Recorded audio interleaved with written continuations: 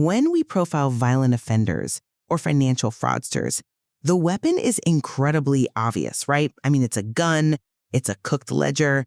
The damage is visible, it's measurable, like a jagged white line on an X-ray. Yeah, you know exactly what you're dealing with. Exactly. But when we look at the covert narcissist, the weapon isn't a fist or some overt threat. The weapon is a tear. It's a slumped shoulder. It's the Oscar-worthy performance of the ultimate victim. Welcome to the debate. Today, we are opening up the clinical literature and dissecting the behavioral patterns of covert narcissism, specifically focusing on the destruction they leave in their wake when a relationship ends. And that invisible weapon is exactly what trips victims up. They don't see a predator when they look at this person. They see a broken bird.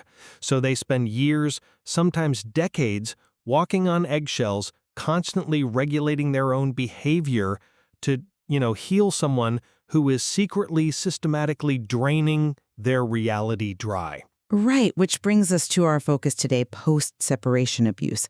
We're looking at hoovering, those calculated attempts to suck a victim back in, and proxy abuse, the weaponization of third parties that the clinical world calls flying monkeys. Our central question is this: are the manipulative tactics of a covert narcissist the product of a highly calculated, conscious strategy for power and control? Or are they an instinctual, pathological reflex driven by a dysregulated, fragile ego's desperate need for survival? In my work profiling these behaviors, I take the position that covert narcissists operate with deliberate, strategic calculation and malicious intentionality. And coming from the perspective of trauma psychology, I contend that these behaviors, while undeniably systematic and completely devastating to the victim, are fundamentally instinctual defense mechanisms. They are triggered by a profound fear of abandonment and an absolute psychological necessity to secure what we call narcissistic supply, just to stabilize a collapsing ego. Well, let me start by laying out the behavioral profile here. Because when you look closely at the tactics, the evidence of calculation is just staggering. Covert narcissistic abuse is defined by sophisticated orchestration. Okay, but? Wait, look at how they use pity. These individuals don't have the loud, boastful grandiosity of an over-narcissist. Instead, they mask their grandiosity under a shy, introverted, or even depressed persona. But let me be perfectly clear, that's not depression. That is weaponized guilt. Oh, I've seen it a million times. It's the heavy sigh from the kitchen. Yes, it's the weaponized incompetence where they deliberately fail at basic tasks so you have to step in and manage their life for them. And when a victim finally tries to leave, we see this play out in how they recruit third parties, these flying monkeys. Right. They engage in highly strategic truth-telling. They share selective, technically accurate facts with mutual friends while completely omitting the context of their own covert abuse. And furthermore, they utilize the sincerity paradox. The therapy speak. Exactly. We see individuals who suddenly adopt the language of therapy. They use words like boundaries and healing and holding space to build a highly credible facade of transformation. You don't accidentally study therapeutic language to trap an ex-partner. That demonstrates a level of conscious deception and intent that is entirely predatory. The destruction they cause is total. I will never dispute that. But attributing this to a conscious Machiavellian master plan actually gives them almost too much credit. I mean, it misrepresents what is happening neurologically. How so? Covert narcissism is driven by deep structural pathology.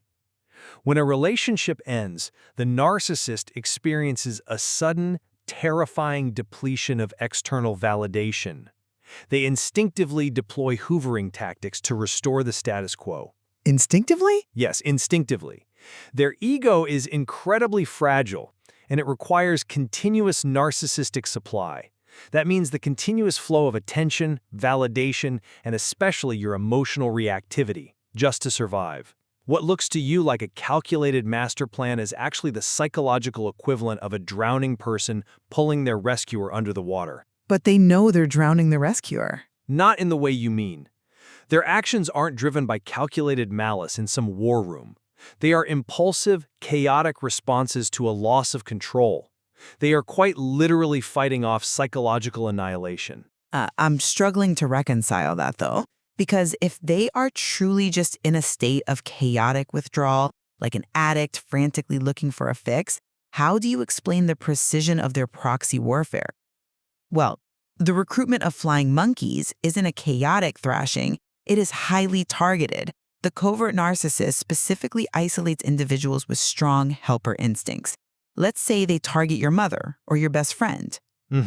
They manufacture artificial urgency, telling them with deep, fake concern that you are making terrible decisions or seem mentally unstable right now. They completely bypass that recruit's critical thinking by playing the concerned savior. Right. It's covert gaslighting at a secondary level. Yes, I liken this to a hostile corporate takeover.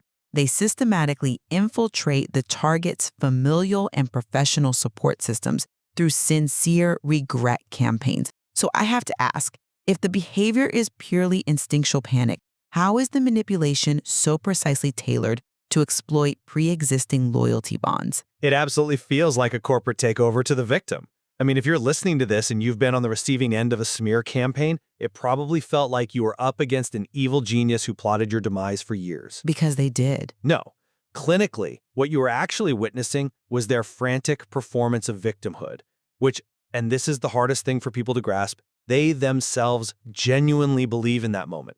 They rely heavily on a defense mechanism called projective identification. Break that down for us, because that term gets thrown around a lot. How does that explain the corporate takeover feeling? Projective identification isn't just, blaming someone else for your problems. It's a psychological mechanism where they literally cannot process their own internal shame or aggression. So they subconsciously project those feelings onto the victim, and then they provoke the victim into acting out that exact hostility. Let's say the narcissist is secretly furious that they are losing control. They won't yell. Instead, they will quietly push your buttons, maybe through a series of micro-insults or passive-aggressive silent treatments over weeks, until you finally snap and raise your voice. And then they play the victim. Exactly. Then they sit back and say, "Wow, look how aggressive and unstable you are." They truly view themselves as the misunderstood, aggrieved party. So when they recruit your mother or your friend, they are doing it out of a desperate, pathological need to validate their distorted reality. But let's look at who they are capable of manipulating. The clinical literature categorizes the types of flying monkeys they recruit, right? You have the willing accomplice who just enjoys drama. Fine. But then you have the professional enabler. Yes, the institutional monkeys. Right. I have profiled cases where the covert narcissist walks into a mediator's office, a lawyer's office, or a family court setting, and they play the ultimate victim perfectly. They are completely calm, reasonable, and deferential. While the actual victim is losing it. Exactly. The actual victim, who has been subjected to months of covert psychological torture, looks absolutely unhinged. They successfully manipulate officers of the court into believing the victim is the hostile one. An animal in a panic doesn't meticulously manipulate a family court judge or a trained clinician. That takes intense situational awareness and intent. Look, I hear the pathology versus execution argument, but look at the mechanism of why they can sit so calmly in that mediator's office.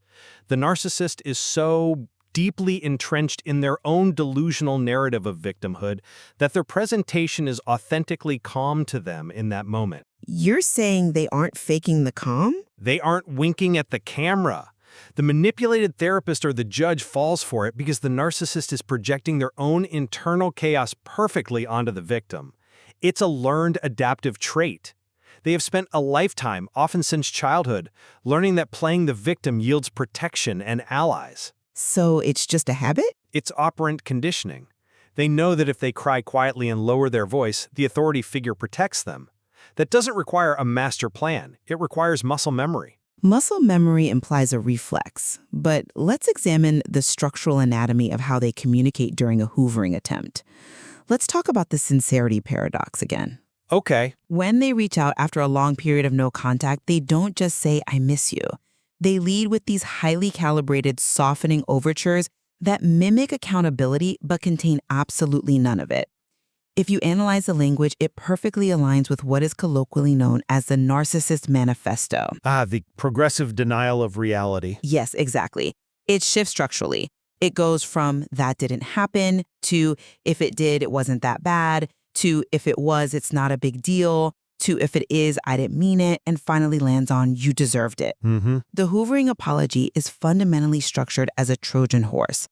Let me give you an example of a text message a victim might receive. It says, "I've been doing a lot of work on myself and I realize how my trauma impacted you. I forgive you for being so reactive at the end, and I hope we can find closure." That is insidious. Notice the micro insult embedded right in the middle. "I forgive you for being reactive." Sincere apologies require an unconditional acceptance of responsibility. But this is a test of the electric fence. Right. The very fact that they can temporarily suppress their grandiosity and their rage to perform a perfectly calibrated softening overture proves they have absolute control over their behavior.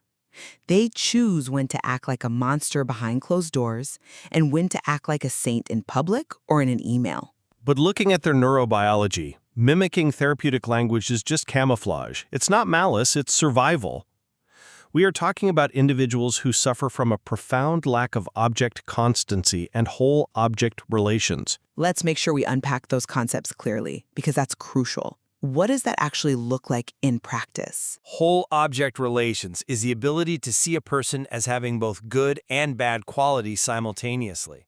Object constancy means you can maintain your positive emotional connection to someone even when you are angry with them or when they aren't physically present. Which they can do. Covert narcissists lack this entirely. When the victim withdraws, their brain literally cannot hold on to the concept of that person. The victim is essentially erased, which induces a state of psychological terror. The hoovering behaviors, whether it's suddenly promising the exact dream house the victim had been begging for, or the ultimate manipulation, threatening self-harm, are impulsive responses to a loss of control. But threatening self-harm is so deeply manipulative. When they throw out a threat of self-harm, that is the ultimate panic button. They mimic the language of therapy because they've learned it's the currency that buys them access back into the victim's life. It is instinctual camouflage developed to secure the emotional supply they need to regulate their nervous system. But look at how they use future faking in those moments. They don't just randomly promise a vacation. They hoard specific information during the relationship. Yes, they do. They know the exact commitment, the exact vulnerability the victim has, and they deploy it at the precise moment the victim starts to pull away. That is not a panic response. A panic response is blind. What they are doing is pulling a highly specific lever they installed years ago. And when they use the silent treatment in reverse, when they withdraw affection to punish you, they know exactly the neurological pain they are causing. The silent treatment activates the anterior cingulate cortex in the victim's brain. That is the exact same area that processes physical pain. The narcissist sits back and watches the victim twist in the wind, begging for a response. They know it hurts. It absolutely hurts, and it induces profound cognitive dissonance and trauma bonding in the victim. I mean, the victim's nervous system is screaming. But from the clinical perspective, their use of the silent treatment is often a way to evade accountability. Evade it by torturing the other person? By shutting down communication entirely. They don't have to face the conflict, they don't have to admit fault, and they don't have to experience shame. It immediately puts them back in a position of perceived superiority. To the victim, yes, it is absolute torture. But to the narcissist, they are just flipping a switch to turn off a reality they don't want to deal with. It's emotional starvation used as a shield. Okay, if what you're saying is true, that they are just migrating toward the easiest source of emotional fuel to avoid shame, then that actually perfectly explains why the most recommended clinical defense is the gray rock method.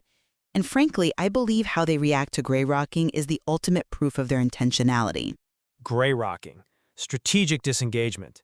Absolutely vital for survival when complete decoupling is impossible, like in shared custody situations. Right. The core rule of gray rocking is that the victim must become as uninteresting and unresponsive as a literal gray rock. You prohibit the Jade E response. You do not justify, argue, defend, or explain your reality to them. Why? Because the covert narcissist does not communicate to understand. They communicate to twist, gaslight, and weaponize your words against you. By becoming emotionally flat, providing only factual one-word answers, you starve the manipulator of raw material. Exactly. Now, if their behavior was truly an uncontrollable pathological reflex, just a blind panic for survival, they would just keep attacking the gray rock blindly, but they don't. When they realize the supply is cut off, they realize they have been outmaneuvered. They deliberately dismantle their strategy and they pivot to something more insidious. We're in complete agreement that gray rocking is the necessary protocol, but I come at why it works and how they react to it from a completely different angle. Okay, how so? It works precisely because it operates on the most basic principles of behavioral conditioning. We're talking about intermittent reinforcement and extinction. The narcissist is seeking a specific neurobiological reward, narcissistic supply. Your anger, your tears, your desperate texts defending your reality, that is all premium fuel to them. It feeds them. It's the slot machine effect. Sometimes you give them a huge emotional reaction, sometimes you don't, so they keep pulling the lever. When the victim becomes a gray rock, that intermittent reinforcement cycle is permanently broken. But how do you explain their reaction when you break that cycle? They don't just wander off to another slot machine. They escalate. Exactly. They escalate. In behavioral psychology, we call this an extinction burst. Think about what you do when you put money into a vending machine and your candy doesn't fall. You hit the machine. Right. You don't just logically say, oh, it's broken, and calmly walk away instantly. You hit the button harder, you shake the machine, you might even kick it. That is what the narcissist is doing to the victim when gray rocking starts. It is an extinction burst. Oh. When a behavior that used to work suddenly stops working, the individual tries it harder, louder, and more aggressively before finally giving up. They don't abandon a conscious strategy because they've been intellectually outsmarted. Their nervous system realizes the vending machine is empty, they shake it violently, and eventually they are forced to migrate toward a more viable source of emotional fuel. But shaking a vending machine is a chaotic, physical act of frustration. A post-separation smear campaign, which is usually what follows a successful gray rock implementation, is a perfectly formatted Excel spreadsheet of lies. How is that a vending machine shake? Well, They spread subtle lies and half-truths to damage the victim's reputation. They might call Child Protective Services with anonymous fabricated reports. They weaponize the legal system to enforce financial abuse and social isolation. That is not a rat looking for food or a person shaking a machine. That is a calculated campaign of punishment and revenge because their authority was challenged. It is sophisticated, vicious, and deeply traumatizing to the victim. But you are assuming that because the tactic is sophisticated, the underlying drive must be a conscious strategy for power. I mean, how could it not be? The loss of control over the victim threatens the narcissist's grandiose self-image. The smear campaign is a desperate attempt to control how others perceive the situation, because if the community believes the victim's truth, the narcissist's fragile ego would shatter. Right. They have to paint you as crazy to the outside world, because if you aren't crazy, then they are abusive, and their brain cannot process that reality. The fact that they execute this with a calm facade just speaks to how deeply entrenched this survival mechanism is. They have been practicing this performance since childhood to protect their fragile core. Let's look at the overarching reality here, pulling all these threads together. The covert narcissist operates entirely in the shadows. They aren't the overt, grandiose braggart holding court at the dinner table. They are the passive-aggressive partner who gives a backhanded compliment that leaves you feeling totally insecure and then says, oh, you're too sensitive when you call them on it. The micro-insults, yes. Yes, they are the co-parent who uses the children as information-gathering tools, asking detailed questions about your finances or dating life under the guise of just caring about the kids. The sheer consistency of these tactics across different relationships, different victims, different environments points to a highly calculated, intentional form of psychological control. They know exactly what buttons to push, and they push them to maintain power and keep the victim destabilized. And while I absolutely agree on the consistency of those tactics and the severity of the damage, I stand firmly by the clinical reality that these behaviors are rooted in the pathological drives of a deeply dysregulated ego. They are desperately seeking to stave off abandonment. They are trapped in an endless, empty cycle. They idealize you, they devalue you, they discard you, and then they hoover you back in, over and over again. Not because they are evil masterminds playing chess with your life, but because they are psychologically hollow. They do not have a core sense of self without someone else's emotional reaction to prop them up. We have covered incredibly heavy ground today. To summarize my position from the profiling perspective, when you look at the precision of tactics like strategic truth-telling, the deceptive mirroring of the sincerity paradox, and the institutional manipulation of flying monkeys, the evidence points to a highly calculated, intentional form of psychological control. Covert narcissism is predatory. And my summary, from the clinical trauma perspective, is that while the behaviors are undeniably systematic and the abuse is terrifyingly real, they are rooted in pathology.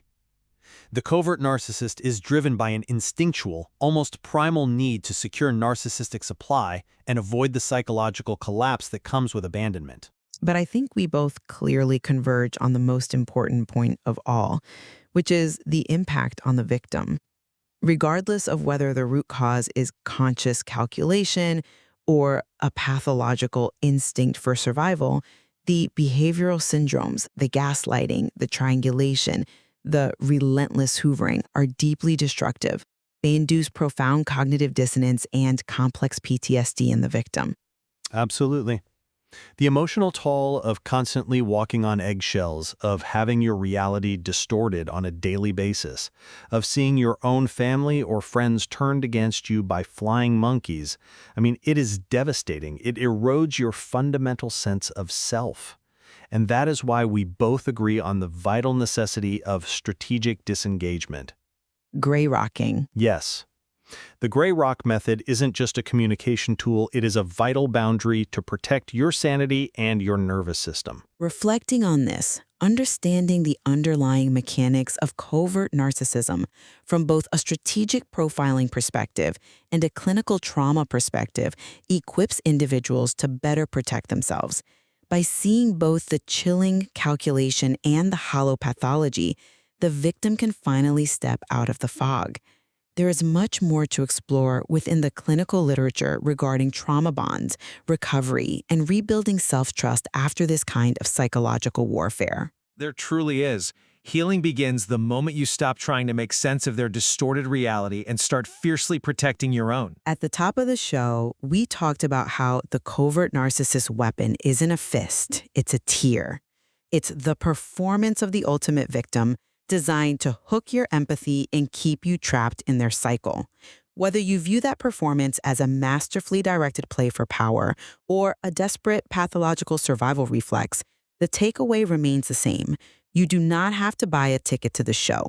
A powerful reminder for anyone listening who is going through this right now. We'll leave it there for today. We invite you, the listener, to weigh the evidence and form your own conclusions. Thank you for joining us on the debate.